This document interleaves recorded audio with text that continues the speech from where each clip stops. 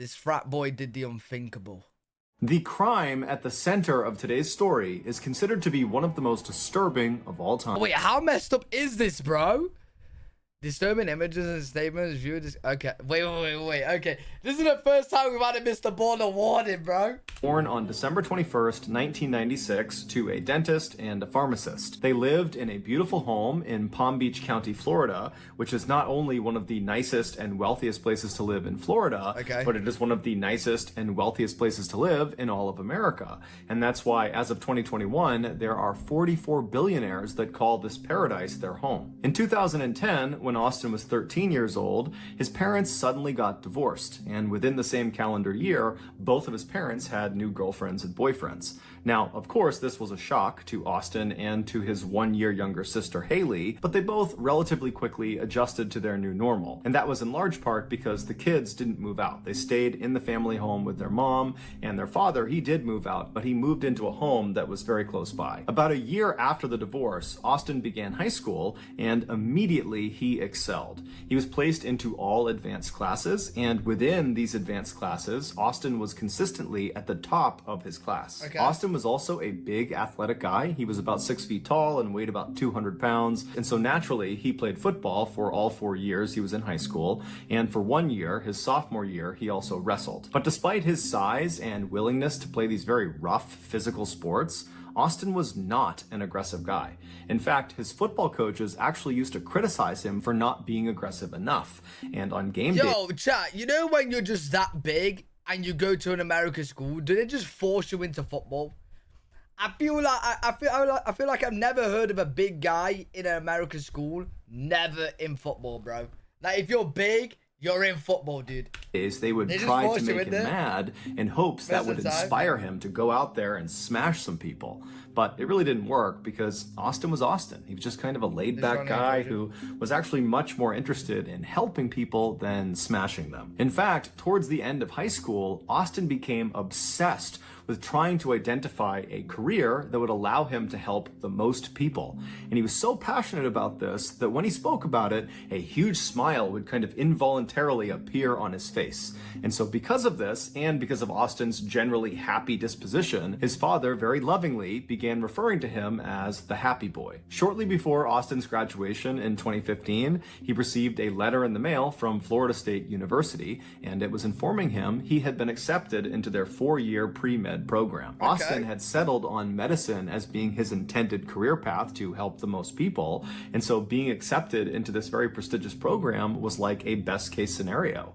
And so Austin and his family were elated, and that summer that followed his high school graduation was totally charmed. Austin was on cloud 9, he spent a lot of time with his family and his friends, and then finally at the end of the summer, his family packed all of his stuff into the car, and they drove 6 hours north to Tallahassee, where the Florida State campus was. They helped move him into his dorm, and then afterwards they gave him a big hug, said good luck, and they left. And I'm sure on their ride back, the family members thought to themselves, Austin is doing so great. He is not only ready for college, he is ready to be an adult. He's ready to live on his own and be responsible. And at the end of Austin's first year in college, that supposition about him ready to be an adult seemed to be accurate. Austin got excellent grades. Bro, these videos, right, they always have the most normal upbringing. And then I swear, like, just all of a sudden, randomly, they go crazy, bro. Because obviously, he won't be making a story about this guy if you don't go crazy. He's gonna crazy, bro, just like that. He met a nice girlfriend, and even though he wasn't playing organized sports like football, he had found another athletic outlet in bodybuilding, and he had actually built a decent-sized social media presence around bodybuilding and fitness. But underneath all of this public success Austin was having that year, he was actually struggling a lot of the time. He just wasn't telling anyone. In a journal he kept, he documented a deep sense of inadequacy caused primarily from his sense that his peers didn't accept him. And so he would write endlessly about how if he could just stop being so shy and be more assertive and outgoing, that more people would embrace him and would like him and would accept him. Over the course of that year, Austin also started abusing different substances. Those included things like alcohol, marijuana, and Vyvanse. Vyvanse is a drug that is a stimulant, and it's used to treat people with attention deficit disorder. He also experimented with hallucinogenic drugs like acid and mushrooms, and he also tried MDMA, which is kind of of like a cross between a stimulant and a hallucinogenic. And those are just the drugs that we are aware he was taking. It's entirely possible he was taking other drugs too. Regardless, Austin began... Hey, Playful. Don't be saying his handwriting should have been a flag. My handwriting is worse than that. Hey, don't be... Hey, leave his handwriting, bro. People have messed handwriting. It is what it is. It is what it is. He was taking. It's entirely possible he was taking other drugs too. Regardless, Austin began oscillating between the high of whatever drug or combination of drugs he was on to the low of his sober mind, which was totally saturated with anxious and depressive thoughts. Before the end of the school year, Austin was secretly poised for a full-blown mental breakdown, and it seemed like he knew it was coming too. In the last month before the end of school, his internet search history is filled with questions like, I think I'm crazy, what do I do? And how do you know if you're crazy? And how to deal with obsessive thoughts? And do I need to sleep? And what happens if you don't sleep? It was clear he was starting to question his own sanity. Yo, to be fair though, I really hope nobody goes through my search history. Especially with you guys. Like, chat, I can't lie. We've searched up some weird things, bro. Like, we have definitely searched up some, like, psychotic kind of questions, mate. So imagine someone goes through my search history. Nah. But, no, sometimes you just search things up just to be curious, though, no? Do you guys not do that? Have you guys ever searched something up where you're like, yo, if somebody sees what I search, they might be very concerned for me. But you're just searching it up out of interest. Like, you're curious about the thing. Bro, you can do that. You can Yo, just don't look at people's searches, man. Sleep, and what happens if you don't sleep? It was clear he was starting to question his own sanity. When Austin finally returned back home from Florida State that summer, his family immediately noticed there was something wrong with Austin. Within a few days of being home, Austin... Wait, this is actually a real photo he took. Okay, yeah, he's gone crazy. This is actually a real photo. Yeah, he's gone crazy, bro. Look at him. Look at him. He wants to punch the person taking a picture just for taking a picture. He's mad. Austin had moved his bed from his bedroom down into the garage, claiming that the reason he did this was because the house was full of demons. At night, instead of sleeping, Austin would patrol the house. He would literally just walk all around the house all night, never stopping, and every 2 hours he would knock on the bedroom doors of his family members and loudly announce that he was guarding them from the demons in the house. Yo, I don't even tell you guys what I would do if that's my son. Yo, if my son's walking around my house, bro, at his grown-ass age, telling me he's gone in the house, I'm grabbing him by his shorts, I'm grabbing him by his neck. Boom, get the fuck out of my house. God, it what? You're fucking crazy, bro. Get the fuck out of my house. Yo, what the... In no way. Now, you can imagine how his family felt at the time. This was so unbelievably weird and totally out of character that they just didn't really know what to do. Even though it was obvious there was something wrong, they didn't jump into action. Instead, the only thing they did at first was to just start locking their bedroom doors at night to prevent Austin from coming inside during his nighttime patrols. He's crazy. But as the summer progressed and Austin continued to act totally weird with no explanation, his family began to become convinced that he must be on drugs, that is what would explain all of this totally strange behavior. And so when they confronted him about his drug use, he would admit that he was taking drugs. Lots of different drugs, psychedelics, stimulants, you name it. He's taking all these drugs. And so naturally, his family latched on to his drug use as being the root cause of his very strange behavior. And so they focused their efforts almost exclusively on getting Austin clean again. But towards the end of the summer, Austin said he wasn't taking any drugs, but Austin was still acting totally crazy and unhinged. And so around mid-August, the family decided they had to utilize something called the Baker Act. Under the Baker Act, individuals in Florida who are suspected of severe mental illness can be detained for up to 72 hours at the behest of their loved ones. And during these 72 hours, this individual is thoroughly assessed to see what's going on with them. Wait, yo, chat. You know, if I had an argument with Izzy, right? and let's say I just need a break for 72 hours, could I call them up and get her, like, locked up in there to assess if she's crazy? Could you do that? So I could be like, oh, hi. Yeah, my girlfriend's crazy, bro. Yeah, she's mental. Yeah. Can you lock her up? Alright, cool. Can I do that? No. Yo, what is chat? Watch. I'm telling you right now, I'm going to get the mental team walk through my door, bro. They're going to lock me up for 72 hours. Hey, chat, I promise you I'm not crazy. Yo, chat, if anything fucking happens, be on my side, bro. I'm not fucking crazy. Yo, Sacred, that's actually mad. 53 months sub, bro. Appreciate it, dude. Yo, chat, you guys have to back me, bro. I ain't crazy. And then at the end of those 72 hours, they are given a treatment plan that their family is supposed to help them enact. But before the family could utilize the Baker Act, something horrific happened. On the morning of August 15th, one of a treatment plan that their family is supposed to help them enact. But before the family could utilize the Baker Act, something horrific happened. On the morning of August 15th, one of Austin's very close friends, who he had known since second grade, said Austin just showed up at his house without calling ahead of time or letting him know, which was very uncharacteristic. And when this friend opened the door to see what Austin wanted, Austin just asked him, "What year was I born?" And so the friend says, 1996. And as soon as Austin heard this, he didn't give a reaction to it. He just turned around and he left.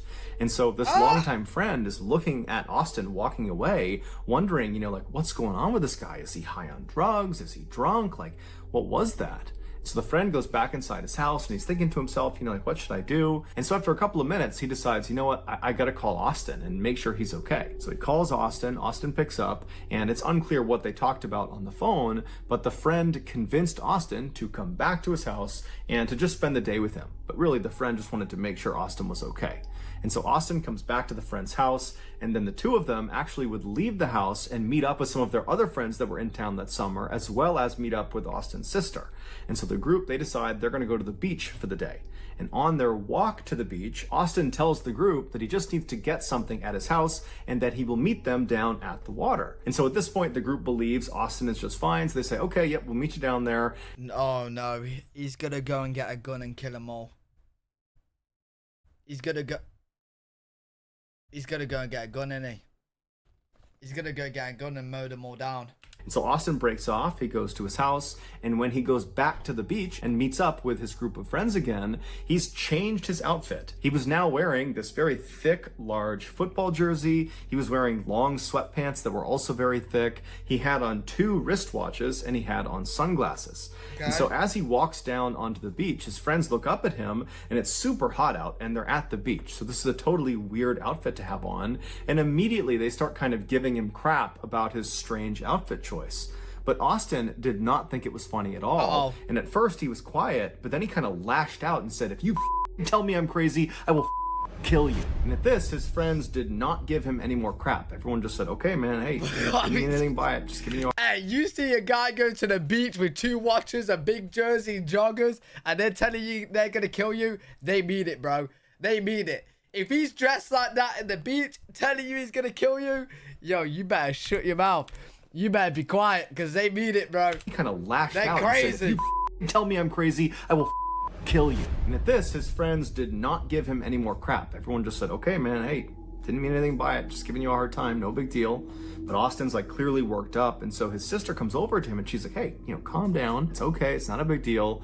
And during this conversation, Austin suddenly goes back to being normal again. And he turns to his sister and he says, I'm actually half horse and I'm immortal. And his sister's like, what?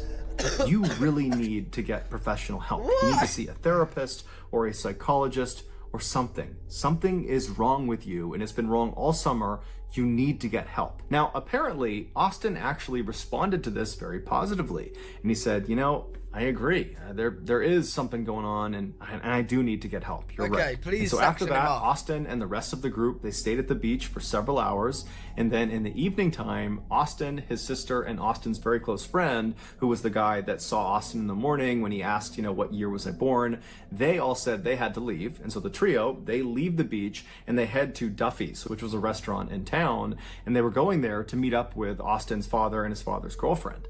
And so as they're getting to this restaurant, they're walking along the sidewalk, they're nearing this restaurant, when suddenly Austin turns to his sister and says, "Hey, I need to test out my immortality." Oh no. And he just turns away from her, away from the sidewalk, towards traffic, and just starts walking into traffic like he's going to let a car hit him to test his immortality. And so his sister immediately was able to grab him and pulled him back onto the sidewalk, and then basically stood on the left side of him, preventing him from running out into traffic, and kind of pushed him along up the sidewalk right up to the front door of this restaurant. And when they got there, Austin had stopped trying to walk out into traffic. He was acting normal again.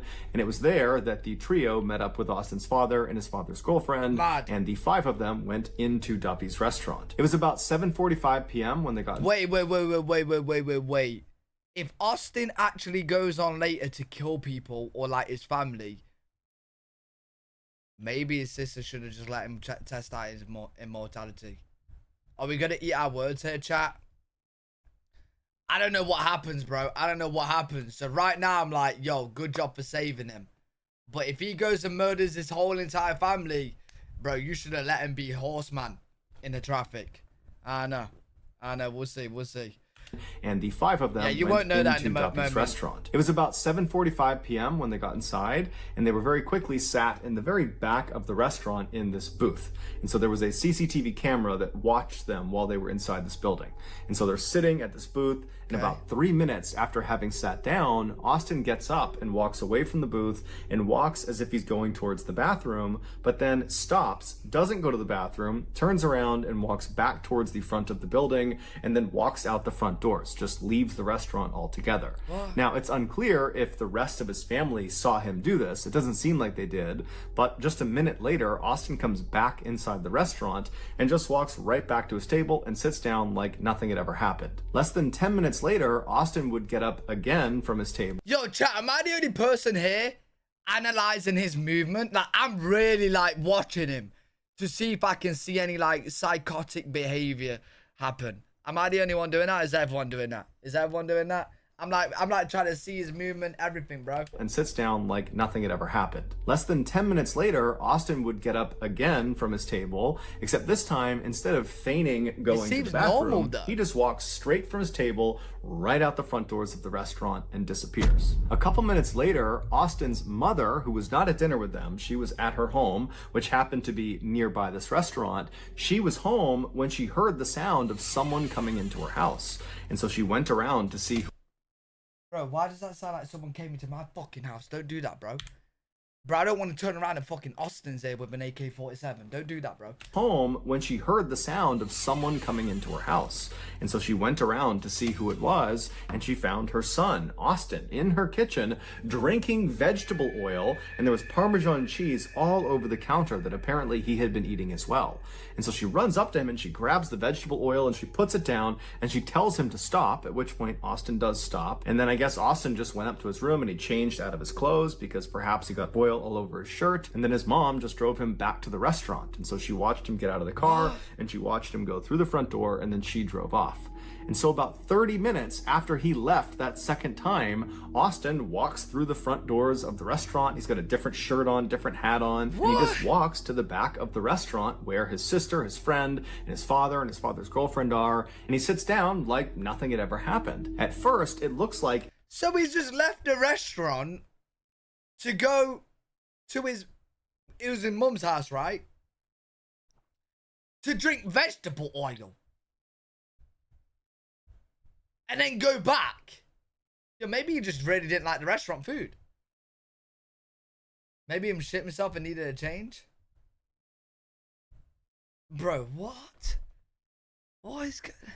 Everyone at the table is just silent. But then Austin's father very clearly says something to Austin, and it seems kind of hostile. And it would turn out Austin's father, who loved his son, was just totally at a loss for what to do with him. And he said to Austin when he sat back down, "What is wrong with you?" And at this, Austin just stands up and presses his father's face back up against his seat, kind of pinning him there. And then at some point, he just lets go, he leaves the booth, and he walks right out of the restaurant for a third time. Okay, Austin's friend, crazy, who was bro. eating with them, he got up and kind of chased after Austin, but he was about 30 seconds behind him. And so by the time he got outside, he didn't know where Austin went. And so he quickly came back in the restaurant. He told the rest of the group he didn't know where Austin was. Just call out and for so Horseman. at this point, Austin's father's girlfriend would actually call the police and report Austin missing. They knew he was totally unhinged and they didn't know where he was going to go, if he was a threat to himself or someone else. And so they figured they should just tell the police and have the police go find him. About 4 miles away from this restaurant, 53-year-old Michelle Mishkon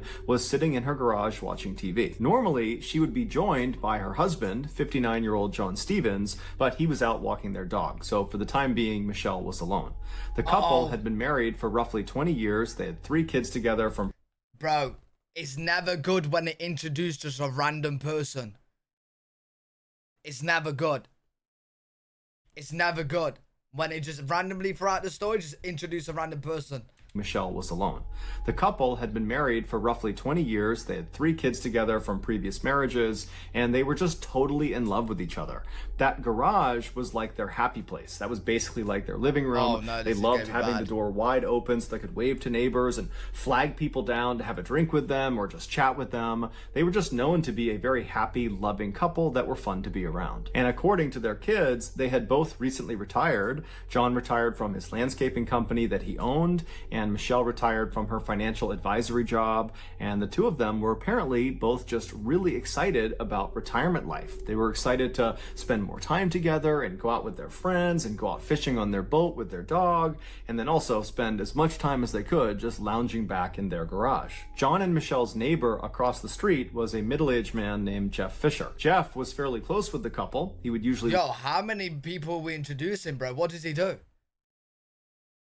Bro, from the sounds of it, it sounds like Austin's gonna come into this neighborhood with a tank and blow everything up, bro. Watch their dogs anytime they went away, and he would often go in their garage and have a drink and just kind of hang out with them. And so this particular night, he was over in his house and he was going to bed early. So he laid down in his bed, he's getting ready to go to sleep, when he hears some strange sounds coming from outside his window across the street over near John and Michelle's property. And so Jeff sits up in his bed and kind of strains his ears to see what it was that he heard. And as he's trying to listen for some faint sound, he suddenly hears a blood-curdling scream, a woman's scream, coming from across the street. And so Jeff instantly leapt into action. He jumped out of his bed, he ran downstairs, and he ran out his front door, and he looked across the street, and he saw this unknown man, some young man that was slamming the car door of Michelle's car that was parked in her driveway, and he begins walking up the driveway, and at the top of the driveway, Jeff sees Michelle is standing in the garage, and she looks totally terrified, and she's facing this unknown young man. She's not dead? And of course, this unknown young man was Austin Harris. Now, Jeff had no idea what was actually going on. All he knew was he heard this scream, which was probably Michelle, and he's looking out there and he's seeing a situation that just doesn't look good. And so instinctively, he decided he would just run across the street and make sure Michelle was okay. And if he had to, he would confront this unknown man, Austin. So Jeff begins running across his property, trying to get across the street to Michelle. But before he could even get across the street, he's looking up and he can see this guy, Austin, has grabbed Michelle and thrown her on the ground. And now he's on top of her and he's beating her. And so Jeff runs onto the driveway. And as he's going right up the driveway between the 2 cars that were parked there, Austin leaps off of Michelle. He turns around and he looks at Jeff and he says, "You don't want a part of this." And now Jeff, he's a pretty big guy. And so he's looking at Austin and he knows that if he doesn't do anything, this guy is just going to continue pummeling poor Michelle. And he had no idea where John was. And so he ran up and kind of lunged at Austin. And as he did that, Austin swung and he hit Jeff right across the side of the head. But Jeff took the hit. He didn't fall down. He grabbed Austin by the collar and threw him as hard as he could to the ground. Let's go, Jeff. And Austin, he hit the pavement hard, face first. And so Jeff is looking at this guy, kind of thinking he's not going to get up. But as he's assessing the situation, watching Austin stand back up again, Jeff suddenly feels a blinding pain in his face, in the side of his head, in his neck, on his back. And he looks down and he sees blood all over his arms. It's everywhere. He's covered in blood. It would turn out Austin was carrying a knife. Oh, fuck. Oh, fuck. Oh, fuck. Oh, fuck. Oh, fuck. Oh, fuck. It was going good. Oh, I thought Jeff was actually going to sort him out. Oh, shit. Oh, shit. Fuck. Yikes. Arms, it's everywhere. He's covered in blood. It would turn out Austin was carrying a knife. And so when he punched Jeff, that knife went into his face, it cut the side of his head, it cut his neck, and it cut his back. He had 5 different puncture points from that one swing. And so Jeff believed at the time this was a potentially fatal wound. He was worried perhaps his jugular had been struck and he was bleeding to death. And he's seeing Austin stand back up, coming right after him with this knife. And so Jeff decides their only chance is for him to run and call the police. And so he runs into Michelle's property. He's thinking that he's kind of drawing this guy towards him away from Michelle. He runs into their property, kind of slams into all their doors. He goes out a back door and then he loops around the property and then he makes a run for it straight across the street to his house. Never once did he turn around to see if this guy was after him. He figured he was right behind him. He gets to his house, he runs inside, he locks the door, and then he calls 911. Police and medical. Young man beating up a woman across the street. Oh, Either of them Jeff, injured. Can you dude. tell from where you are? Yes, there's a girl laying on the ground. He beat her up. I ran over there. I'm bleeding profusely here at the moment. Okay. I don't know what happened. Can you tell if she's conscious? No, it does not appear so, no. I've been... Yo, how is he, like, managing to do all this? He's been stabbed in the back, the neck, like 5 times, bro. And how? happened. Can you tell if she's conscious? No, it does not appear so, no. I've been stabbed in the back. I'm bleeding pretty bad. After the call is placed and Jeff is certain that help is on the way, he's barely conscious, but all he can remember thinking was, I hope this maniac, Austin, has abandoned his attack and just run off. Or, I hope John has come outside and he's helping his wife. But unfortunately, all Jeff could hear was the sound of Austin across the street making these loud, animalistic grunting sounds. And at the same time, he hears the sound of someone screaming at the top of their lungs. Oh my he doesn't God. even know if it's one person, if it's 2 people, if it's male, if it's female. All he hears is screams and grunting sounds. Yo, do not fucking tell me he now thinks he's a werewolf, bro. And he's eating people now.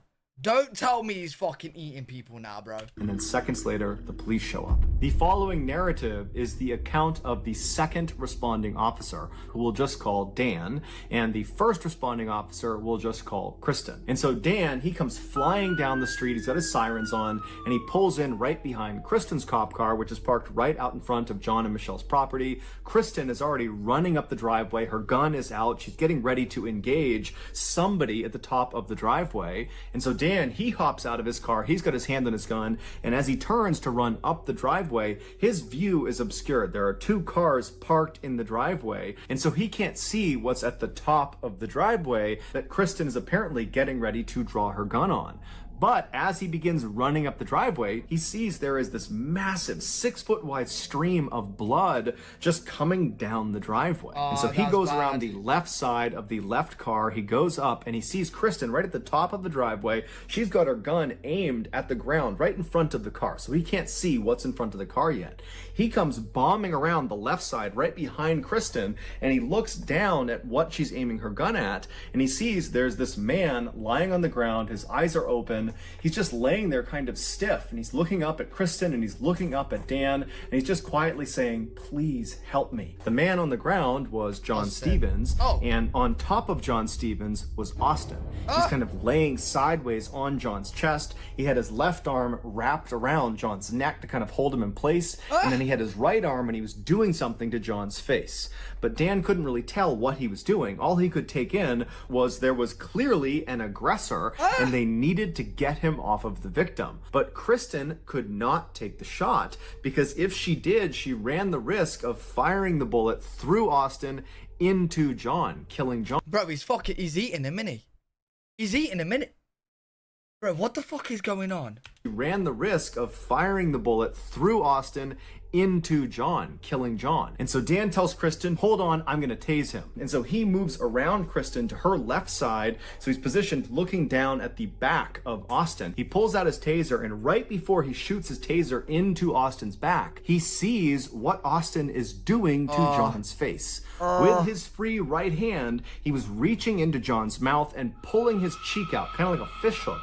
He was pulling it out as far as he could, and then he was biting into John's cheek, and he was ripping out pieces of flesh and chewing and swallowing them. And from his position, Dan only saw this for a second, but he suddenly noticed, and Kristen, the other officer, would later confirm, there were all these chunks already missing from John's face. And so Dan kind of snapped out of what he was seeing and fired his taser into the back of Austin, but it did nothing. It had absolutely no effect. Austin was entirely focused on biting John's face. That was all he was doing. He wasn't even registering that there were cops with their guns drawn on him. It was like they weren't even there. And so Dan runs back around Kristen to the other side of her. He's now... Yo, I don't care. At that point, bro, listen.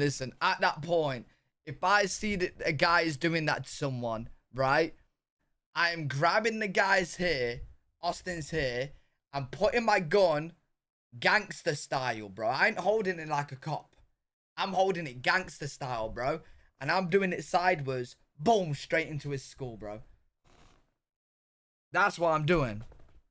Bro, what? This is mad. Now on her right side, so he's standing right next to the car, looking down at Austin's front. And he tells Kristen to kind of back up for a second, and then Dan winds up and kicks Austin square in the face, knocking his head off of John's face. But as soon as Austin comes off of John, he doesn't get up and try to fight with Dan. Instead, he just jumps back down, gets a deeper grip on John, and plunges his mouth back onto John's face. And so again, Dan winds up and boots Austin square in the face, knocking his head back. But again, he's totally unfazed. He doesn't want to attack the officers. He just wants to eat John's face. Yo, bro, do the officers have brain cell, right? After you see it the first time, you then kick him off again and then shoot him.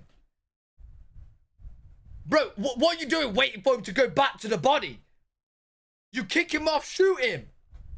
Bro, and so he goes right back down, gets a tighter grip. He goes back and he starts chewing on John's face again. And so Dan was just repeatedly kicking him in the face over and over and over again, right as another set of officers showed up, and they had a canine. They had a dog. And so they come flying up. They kind of see the situation, and Dan tells them, release the dog. And so sure enough, they release the canine. The canine clamps down on Austin's right arm, the arm.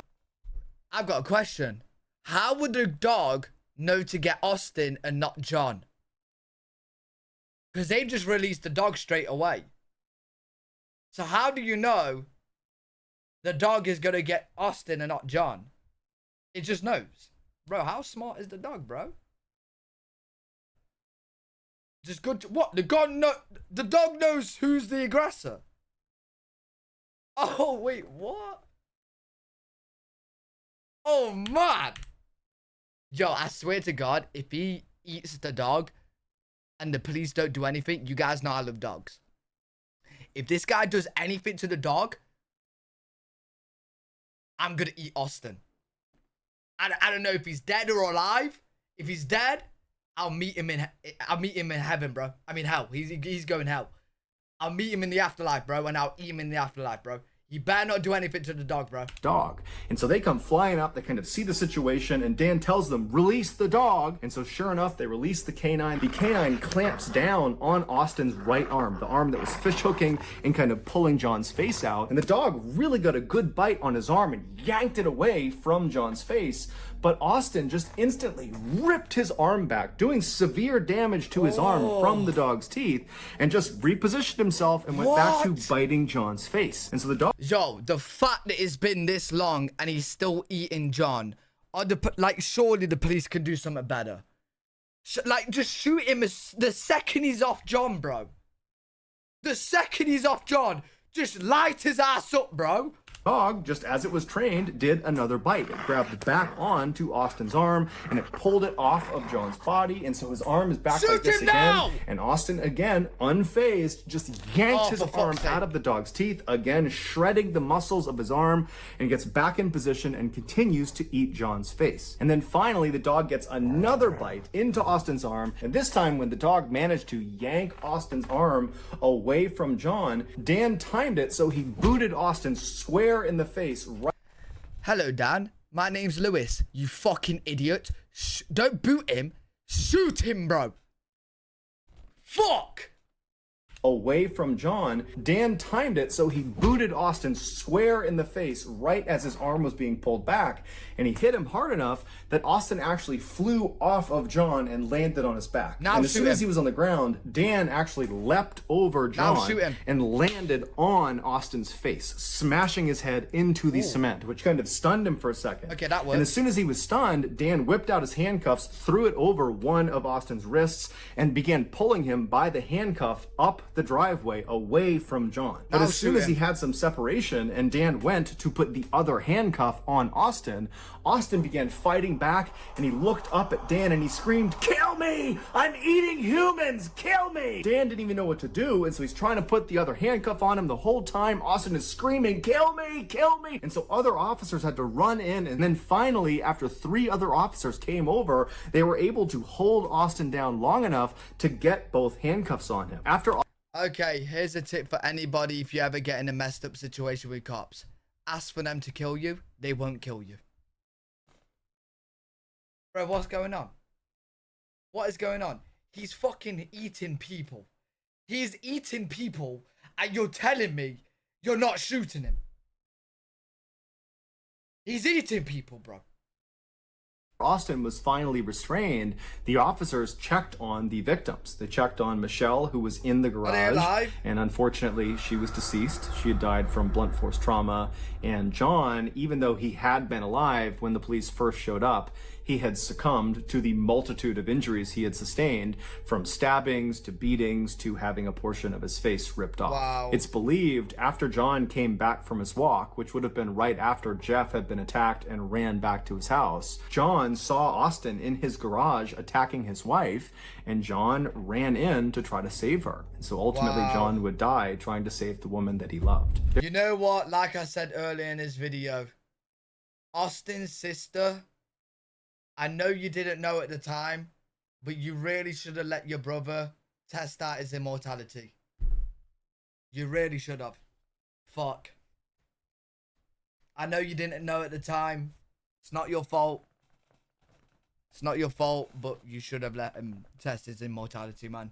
Fucking hell. Their dog would survive the attack. It was unharmed, and it was given to one of their children to take care of. And Jeff Fisher, the neighbor who tried to save John and Michelle, he would survive the attack and make a full recovery. After Austin was finally handcuffed and was laying restrained on the driveway, he suddenly became unresponsive. He was rushed to the hospital, where it was determined he had drank some poisonous chemicals, most likely from inside of John and Michelle's garage, and that was what was causing his organs to fail.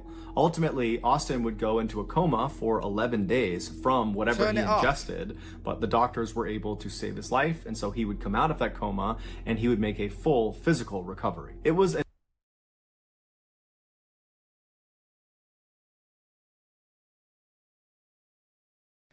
Yo.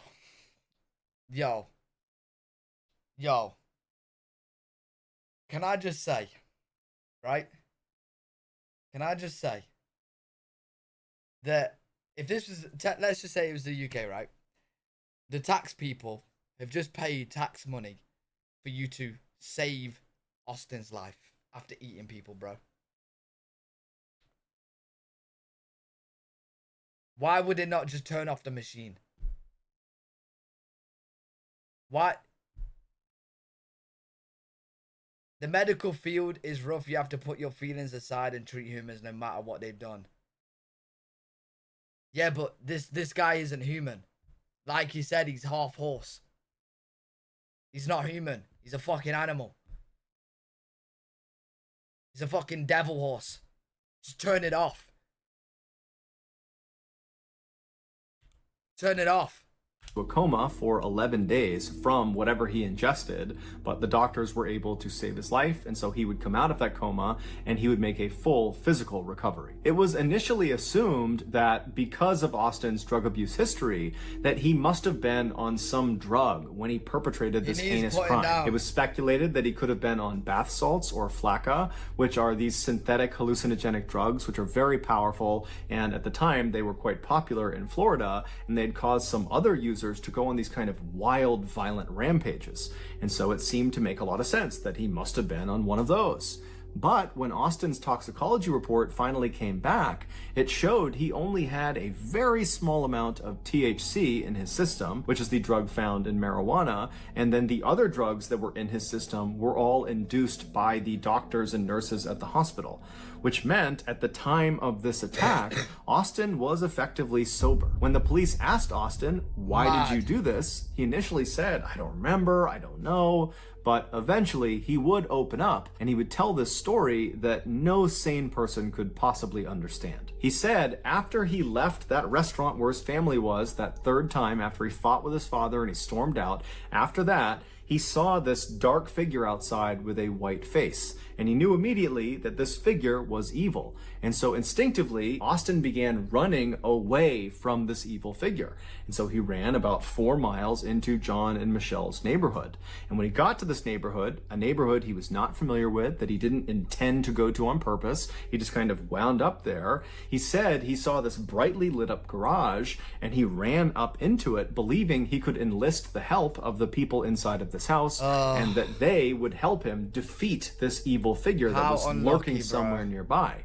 And so he runs up into this garage, which happens to be John and Michelle's garage, and Michelle is in there. John is not. He's out for the walk with his dog, and Austin approaches her and tries to get her to help him, but he probably came off looking completely insane, and Michelle screamed. At which point, Austin said he believed Michelle was a witch, and so he pulled out his knife and he attacked her. And then after she fell to the ground, Austin said he drank a bottle of alcohol or something, which we now know was most likely very poisonous lawn chemicals that was just in the garage. After he drinks that bottle, he turns around and now he's looking out of the garage towards the street.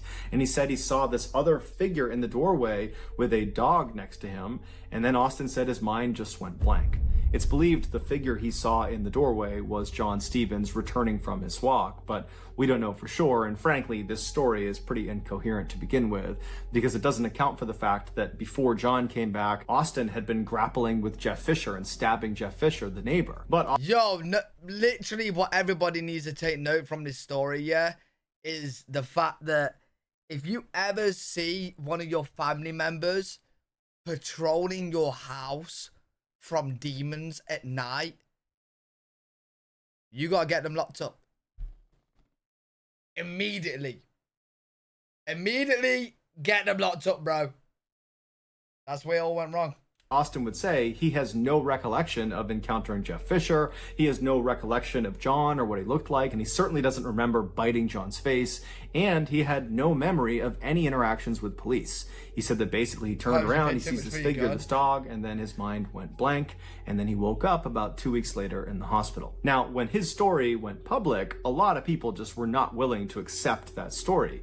They said he was making it up so he could plead insanity at his trial and get a lesser sentence. But a world-renowned forensic psychologist named Philip Resnick, who had worked on many high-profile cases before, he did a lengthy assessment of Austin, and he came to a very different conclusion than the public. In his 38-page report, Resnick points out the fact that Austin continued to bite John's face even when he was being openly threatened with being shot by the police officer standing right over him. He continued to bite John's face after he was tased. He continued to bite John's face after he was kicked in the head repeatedly. He continued to bite John's face after a dog repeatedly bit him. This all suggests that Austin was truly in a psychotic state when this attack occurred. A sane person, even under the influence of drugs, will retain a basic survival instinct. Right. They will try to protect themselves. So when there are guns pointed at them, or they're being physically harmed, or there's threats of violence, they'll do things to protect themselves. But Austin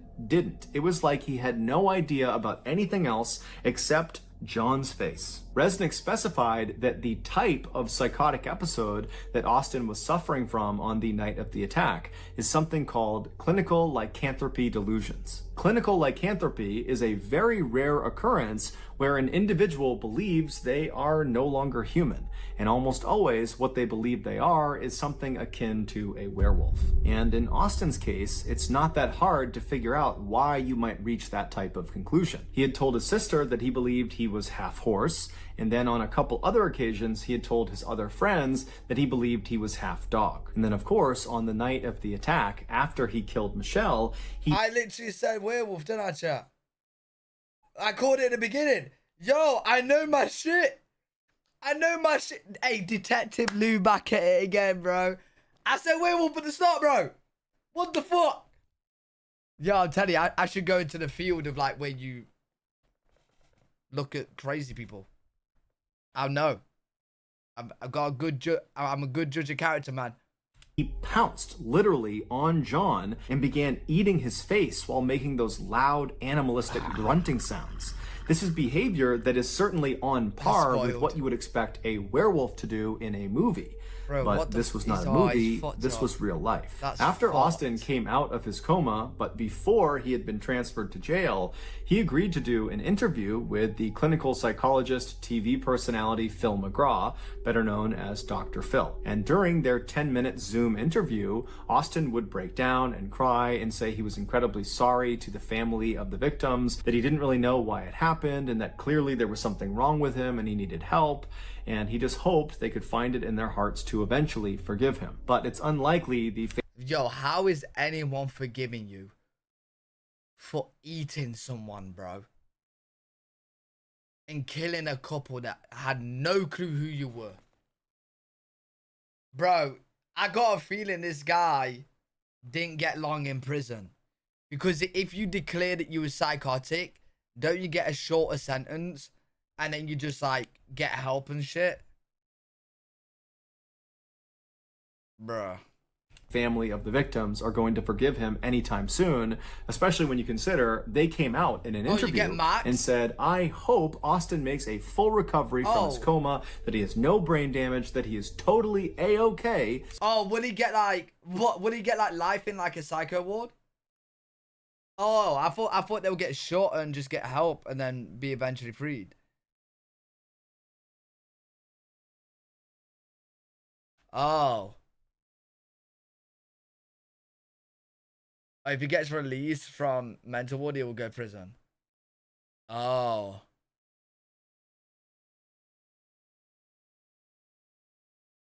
Jeffrey Dahmer had women who wanted to marry him after he ate people. Yo, they're just messed up, bro. Full recovery from his coma, that he has no brain damage, that he is totally A-okay, so he can be fully aware and lucid when they read him his sentence. A sentence they hoped would be the death penalty. As of right now, though, the family of the victims will just have to keep on waiting. Yo, I agree, Holmes. If he got the death penalty, he should have death by lions, so he knows how it is to be eaten.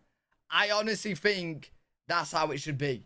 Death by lions. Not electric chair, by lions. Because Austin is still in jail awaiting trial. So that's going to do it, guys. If you got something out of today's episode and you haven't done this already, please invite the like button to... Yo, chat, someone search up. What happened to him? What happened to him? What happened to him? He probably got death penalty, right? Someone search it up. Does anyone know?